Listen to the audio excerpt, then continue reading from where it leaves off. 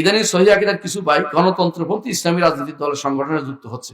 তারা বলে আমরা দিন কায়েম করবো, এই বিষয়ে ইসলাম কি বলে বুঝিয়ে বলবেন। প্রিয় ভাইরা, ওদের নিয়তের খারাপ আমরা বলছি, নিয়ত ভালো।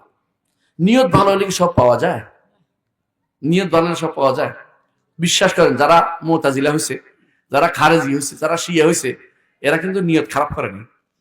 রসুলের বংশকে কষ্ট দিয়েছে, এই জন্য শিয়া হয়েছে। রসুলের বংশকে কষ্ট দিছে, বুঝলেন নাই? আপনাদের রাজবাড়িতে কি হবে কি বলি, কোনটা বলবো? রাজবাড়ির অবস্থা খুব খারাপ। আমি একদিন যাচ্ছিলাম এই পথে, আপনাদের এই পথ দিয়ে, দেখলাম যে এই পাশে ইমাম বাড়া, এই পাশে হচ্ছে কাদেরি তরিকার তাদের পীর সাহেবের বাড়ি। তো কি করছে, ওই মহরম উপলক্ষে অনুষ্ঠান করবে পীর সাহেবেরা, জায়গা দিছে ইমাম বাড়াওয়ালারা।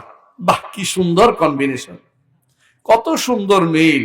হ্যাঁ, মিলেমিশে থাকতাম, আগে কত ভালো ছিলাম, ওহাবিরা আমাদেরকে বরবাদ করিয়ে দিল, তাই না?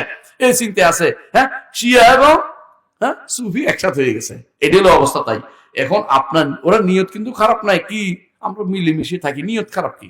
কিন্তু নিয়ত দিয়ে কাজ হবে না, নিয়ত শুদ্ধ হইতে হবে, খারাপ না। মানে বুঝছেন কিনা? আপনার ভালো নিয়ত, এটা আল্লাহর কাছে গ্রহণযোগ্য নিয়ত হইতে হবে, কোরআন সুন্নাহ ভিত্তিক নিয়ত হইতে হবে, এবং আপনার আমলটাও শুদ্ধ হইতে হবে। ওনারা যেটা করছে, আমরা বলি না ওনারা দিন কায়েম করুক, আলহামদুলিল্লাহ, আমরাও চাই দিন কায়েম হোক, এটা চাইতেই হবে। ইমানদার বলছে নবী রাসূলদের মধ্যে বড় বড় 5 জন রাসূলকে আল্লাহ তাআলা নির্দেশ দিয়েছেন দিনটা প্রতিষ্ঠা করতে। দিন প্রতিষ্ঠা অর্থ রাষ্ট্র প্রতিষ্ঠা, এইটা হলো ভুলটা। কথা বুঝছেন কিনা? যেখানে সেখানে কাঁধে উঠে আপনি যদি মনে করেন যে বাঘের কাঁধে উঠে আমি, বাঘের কাঁধে উঠে আমি চলবো, অথবা বাঘ না আমি কি, বান্দরের কাঁধে উঠে আমি শিকার ধরবো, তার কাজ হইব না কোনোটাই। এগুলি গণতন্ত্র কি আসলে বান্দরের চেয়ে ভালো নাকি? এগুলি শুকুরের চেয়েও খারাপ। গণতন্ত্র শুকুরের চেয়েও খারাপ, কারণ কুফরি তো আরো খারাপ। হ্যাঁ, শুকুরি তো আল্লাহ একটা সৃষ্টি, তাই না? শুকুরের আমরা কোনোদিন সুযোগ দেই? গণতন্ত্রকে শুকরের চামড়ার চেয়েও, শুকরের গোস্তের চেয়েও খারাপ মনে করবেন না? করবেন তো, কারণ তো শিরিক তো, কথা বুঝেন না? তো এরা গণতন্ত্র ফিটে উঠে ইসলাম কায়েম করে ফেলবে। হ্যাঁ, কি সুন্দর সিস্টেম। আপনারা বুঝতে পারছেন যারা ভুলের উপর আছে, দয়া করে তাদেরকে বুঝিয়ে বলেন, ভাই ঠিক আছে, আমরাও ইসলাম কায়েম করতে চাই, তবে তোমাদের ইসলাম কায়েম কথাটার মধ্যে কি আছে? ভ্যাক শব্দ।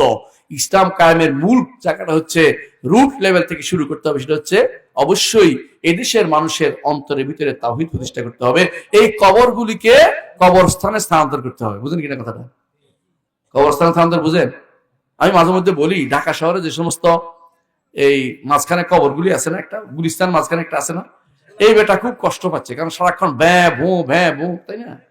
এই যে গোলাপশাহ মাজার কয়, হ্যাঁ, এইটাকে যদি কোনো কষ্ট করে উঠাই ওলি আল্লাহদের জায়গা পাঠাই দেওয়া হইতো, কোথায়? আজিমপুরে, তাহলে খুব ভালো হইতো, কারণ এই বেটা জায়গাটাও মুক্ত হইতো, আর শব্দ দূষণ থেকে বেচারা বেঁচে যেত। কিন্তু দেখা যাচ্ছে ওনারা শব্দ দূষণ নিয়ে থাকতে চায়, কারণ লাভ আছে। বিশাল বিশাল ডেক্সি, খাবার, কবর, গাঞ্জা, কোনোটাই কম নাই ওখানে, সবটাই চলে। বুঝছেন না? নারী ও সব চলে ওখানে, নাউজুবিল্লাহ। এই হচ্ছে হারামিদের কারবার, বুঝেন না? ওরা কিন্তু যারা কবর পূজা করছে, নিয়ত খারাপ নাকি? বহুত নিয়ত বালা। কি নিয়ত বালা? হুজুর যদি আমার উপর সন্তুষ্ট হয়ে যায়, আল্লাহ সন্তুষ্ট হয়ে যাবে। এই যে এই নিয়তটা তার কাছে ভালো, আসলে ভালো না। বুঝছেন কিনা? আল্লাহর কাছে গ্রহণযোগ্য নিয়ত না। এই জন্য শিখতে হবে আপনার কোনটা গ্রহণ করতে হবে, শিখতে হবে। ওনারা যে পদ্ধতি বলছে, এই পদ্ধতি ইসলামের পদ্ধতি না, এটা গ্রহণযোগ্য কোনো পদ্ধতি না, এটা ভুলের উপর আছে।